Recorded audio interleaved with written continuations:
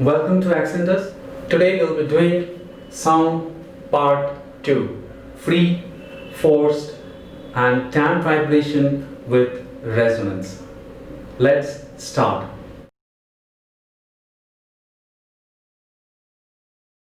So today we'll start with free vibration. Now first of all I have to tell you what is free vibration all about. You see, free vibration is a case where we can see some object, some body, some system is already vibrating due to its own characteristics or own elastic behavior or some sort of things, and these are called free vibration. That means we are not forcing any particular oscillation or vibration that is already occurring in nature. Okay, that is what we call a free vibration. Free vibration is actually caused by a natural force which exists within the particular object or element or body or substance or a system, which periodic force actually initiates this free vibration. Okay, this periodic force vibrates with a particular frequency, and ultimately we observe that that external body or that system is vibrating with some amount of frequency that we can observe. You know, already the frequency is number of oscillations per unit time per second. Actually the unit is hertz. So we'll here actually talk about, when we talk about free vibration, we actually talk about that in what frequency a particular body is oscillating naturally. Okay, we are not actually forcing that vibration to occur. It is due to its natural elastic force or natural elastic periodic force which is causing this natural vibration or free vibration to occur. Let me tell you a few examples right now. Let me tell you a few examples. Already I have written on the board. You can see, first we'll start with the thing called spring. Let me draw a diagram. Suppose this is a rigid support and we are actually hanging a spring which is finally holding a body. Okay, say the body is having a mass m and the stiffness of the spring. Stiffness means how long it can expand and contract. That the measurement is called spring constant, or it's a measurement of the stiffness of the spring. So if this is the thing, you can understand the oscillation or the natural oscillation when you hang this is like this. Okay, the oscillation will occur like this and it will have a natural frequency, and that natural frequency we can find out. Okay, we have this expression. We'll come to know all this in the hard classes. Just now I'm giving you a reference so that you can understand how we can calculate the natural frequency of any vibrating object or a body or a system. Like this is a system of body and a spring, so we can actually calculate the time period for such motion is equal to 2 pi square root of capital M by K is this. So obviously you can understand the frequency will be 1 by 2 pi square root of K by M. So this is the expression for the natural frequency that we can get through this spring and block system. And then we have a string. Okay, the string instruments we have seen the great maestro like Amjad Ali Khan is playing sarod, and we are also seeing someone playing guitar or some instruments. So that is called the string vibration, where we emit sounds and finally we can create music. But all these notes that creates music, they have a particular frequency that they emit constantly from whatever musical or the string based musical instruments we play. Alright, so the string instrument is mostly taught on the two ends, and when we pluck it to play, it actually oscillates in different modes. It can oscillate like this, okay, or else it can have oscillation like this. You can have an oscillation. You can imagine the same string may oscillate with separate way. This will having more frequency. You can understand because it's providing more vibrations. It can be 3, 4, 5, 6, and more the vibrations, more the loops. This kind of loops, more will be the frequency. And here also we also have a particular expression for the frequency, which is 1 by 2L. Frequency is equal to 1 by 2L square root of tension. The tension between the string, because these are taut at the two ends. So T by pi r square rho, and here the rho is the density. So, okay, fine. That is, you may confuse with the resistivity. So let us write d, small d. The small r is the radius of the wire we is using, and d is the density of the material of the wire. Mostly it is made of steel or some other material or alloy, and length and all this. So you can understand we have an expression n equals to 1 by 12 square root of t by pi r square d. This is the fundamental mode, that this mode of frequency that we can calculate. And now we have another expression for the air column. And air column also we have seen a lot of instruments like technically we can talk about flute, we can talk about saxophone, and a lot of other musical instruments which are based on air column vibrations. Okay, and you have, I guess you have already seen these instruments,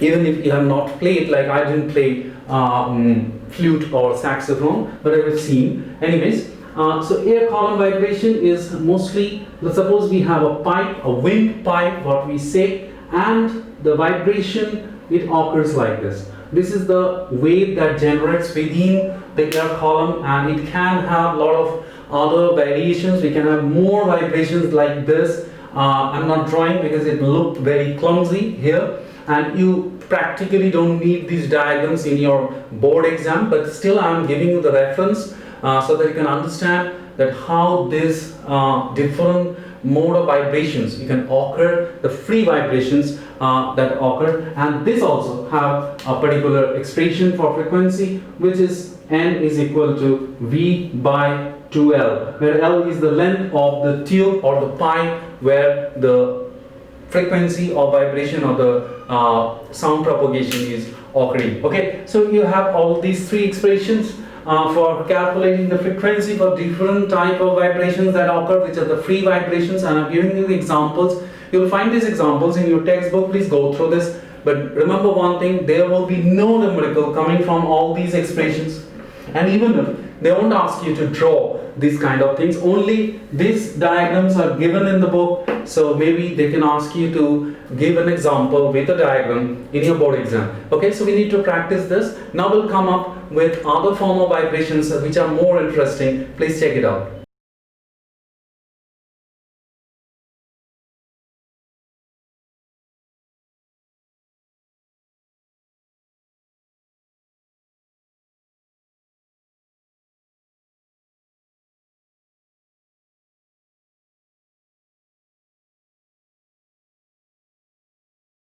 Now we'll do or think about the force vibration, which is very interesting. Hopefully you have understood that unlike natural vibration or damped vibration, force vibration means you'll be actually creating a vibration by forcing some object or some system or some substance to vibrate. That means you'll be forcing with a periodic force which is external. Now here comes the Newton, what he said, that is a force is an external agent which tries to change or actually changes the inertia of a body. Here also we are producing or actually applying a periodic force in order to change the periodic behavior or the periodic oscillation of that particular substance where we are providing or we are applying the periodic force. Okay, this is what we call the force vibration. There are lots of examples of force vibration, like whenever we are playing a guitar, we are actually plucking the wires where it should vibrate in that particular frequency, and in the other hand we hold it somewhere in order to produce the proper length so that it will vibrate with a particular frequency that we want to emit. I told you every music, they are constituted of certain notes, and each note they corresponds to a certain amount of energy, and whenever a string instrument or a pipe or the organ pipe, whatever, is calibrated, what we do is we just find out that what amount of length of that particular wire which is fixed in that particular instrument will emit this particular frequency of vibration that corresponds to a particular musical note like sa re ga ma or do re ma or whatever. So these are called surgams or the notes that we use in music. And while playing guitar, we are actually giving a periodic force which is called the external force, the force vibration, and the point you're holding it with your finger in order to produce the proper length so that we can create that particular frequency. Okay, so this how the instrument acts or works. So that is called the force vibration. There are other examples in your textbook. You should go through that. And there is a variation of this force vibration that which is called resonance. Okay, now we'll come up with the resonance. Now what is resonance? Resonance is a condition where actually what happens, that the frequency of a forced vibration and the frequency of a free vibration, if these two, they match, exact match, they are same way, the exact match, then they ultimately produce a magnification in the amplitude and frequency. We hear a very loud sound. Whenever we increase the amplitude of vibration, the loudness of sound increases. I'll come up with the next part about all this, which is related to intensity of sound. Right now, just remember that whenever we have a high amplitude, a loud sound will occur. And that sound, when we hear, due to these two, forced and free vibration, force vibration and free vibration, very bad word actually, so force vibration and free vibration, then if they are equal, and then they produce the resonance. Let me tell you a very common thing that we usually do in our daily life, where we actually apply the concept of resonance. Now what it is? See, you have, whenever you listen to any radio channel like FM even, so what you do is you set your mobile phone or the radio set to a particular frequency, right? Something 90 point something hertz is frequency, megahertz is frequency. So you are making your device to get tuned with that particular frequency. When they match exactly your particular device and the transmitting frequency, when they match, then they produce a loud sound, and we hear that particular music or whatever program is being broadcasted in that particular radio channel with that clarity. That means now we can hear the sound properly, we can understand what is going on, and even if we have a good transmission thing that is applicable for nowadays, where the FM channels and other radio stations, they are sending us wonderful signals so that we can hear with the clarity of sound, what we call the surround and Dolby and other codecs are now available, so they can send you and you can hear it even in your mobile phone. So that's what we call the resonance. So what is resonance? Resonance is when the free vibration, natural vibration of a body, the frequency of natural vibration of a body is equal to the frequency of the force vibration or the periodic force that we apply to the body. When they match, they produce a loud sound, and that is called resonance. One question is asked in board exam, that is what are the conditions for resonance? First condition is that these two vibrating bodies should be enough close that they can produce resonance. If you keep one body in Kolkata and another one in New Delhi, they will not resonate because they won't be able to produce. These are all mechanical waves, so they won't be able to do that. Even for the frequency modulation radio channels like FM and others, they don't able to provide you the proper signals. When you go out from their domain, they have a very narrow domain, frequency modulation signals, they have a narrow domain, you have to stay within there. If you want to go to Delhi, then you have to catch some other frequency which exists there, okay? And when you come back to Kolkata, you have to access some other channels which is available in Kolkata. So same thing. So resonance, the two conditions. The first condition is very simple, that both the vibrating body or the oscillating bodies, they should be close enough for the sake of sound wave at least. And the second is the frequency of the free vibration of the body should be equal to the frequency of the force vibration given by the external agent. And when these two match, they produce resonance. We have a lot of examples that will come up. I will see some pictures now, and I'll tell you what we have to do. And then I'll also discuss a particular problem or the question from the textbook or from some question papers. So let us now check all these pictures and see my examples and the explanations, okay? Here we can see that there's a difference between free and forced vibration. Right now you are aware of the facts of what are free vibrations and what are forced vibrations. These 4 points are very important. You should learn this because in board exam they ask you to write these differences. Don't forget to learn this and practice these differences. Dear students, here is a very important example or demonstration of resonance. You can see there are 4 pendulums, and you can see the A and B, they are of equal length, and all these 4 pendulums are hanging from a rubber string. And we can see there is a pendulum C which is the shortest one, and there is a pendulum D which is the greatest one, and as compared to A and B, C is shorter and D is longer. So when we set vibration in A, after a certain amount of time we see that A and B, they vibrate in a very high amplitude, and so the resonance is getting created between A and B due to forced vibration. But C and D, they will vibrate, but they don't produce any resonance. This is what we can actually see in this kind of experiment. And the reason behind this is when A is set into vibration, please try to understand, when A is set into vibration, after a certain amount of time, that vibration is transferred into B through the rubber string from which these pendulums are hanging.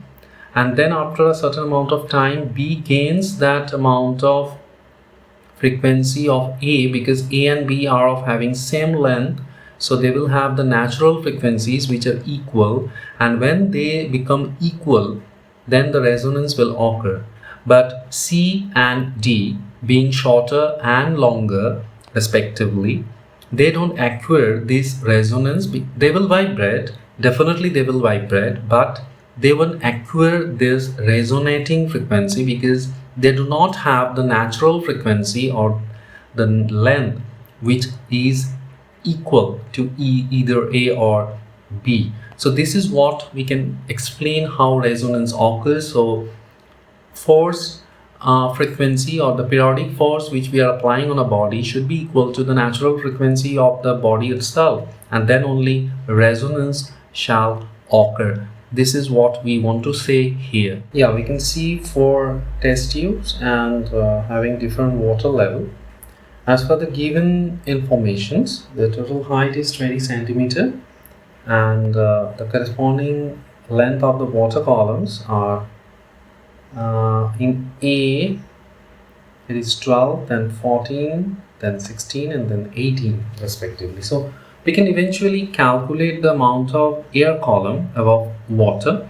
In A, it will be definitely going to understand it is 8 centimeter, 20 minus 12.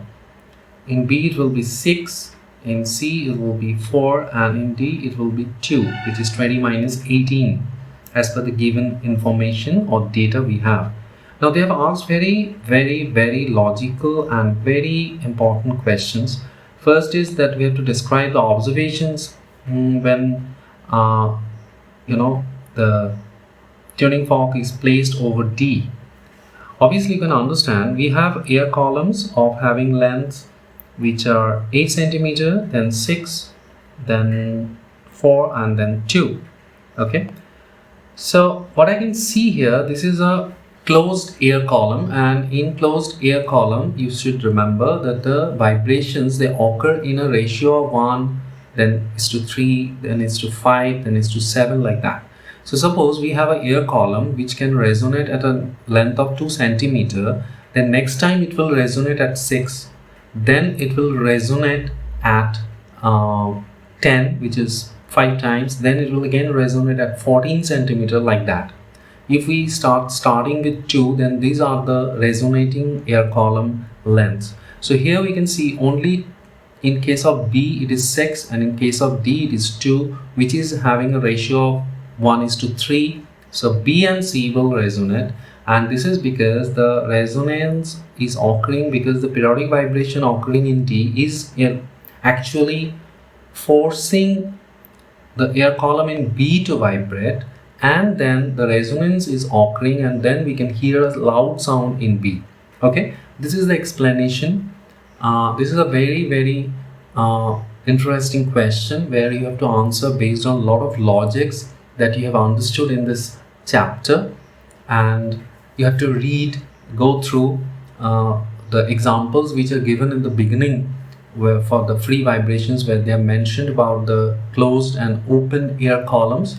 I already described about the open ear columns, which are musical instrument, but there can be closed ear columns where the ratios can vary with this odd numbers, 1:3:5:7, like that. So please understand this problem. This is very important and this is very conceptual. It will actually help you to understand the whole chapter in a nutshell. Okay. So this is what I actually wanted to deliver in Sound Part 2. And I hope you have understood how we can actually deal with this free force, damped, and even the resonance. These are the natural vibration which are causing this kind of situations. We have a lot of examples given in our textbook. Please go through this examples. A very common example is soldiers are not allowed to march on a cantilever bridge, because if this is also again, if the periodic vibration, soldiers, they walk on a periodic manner, and if the vibration of soldiers are equal to the vibration for the cantilever bridge or hanging bridge, then the resonance can occur, and finally there will be a huge vibration. We can make the bridge to collapse. So these are few examples which are given in the book. Please go through this, because these logical questions are asked in the board exam, and then you should solve the exercise which is given after this section. Okay, I'll come up with a doubt clearing session in our AccentUs WhatsApp group. Till then, it's Arijit Ray from AccentUs, and please be safe and please stay productive. Thank you.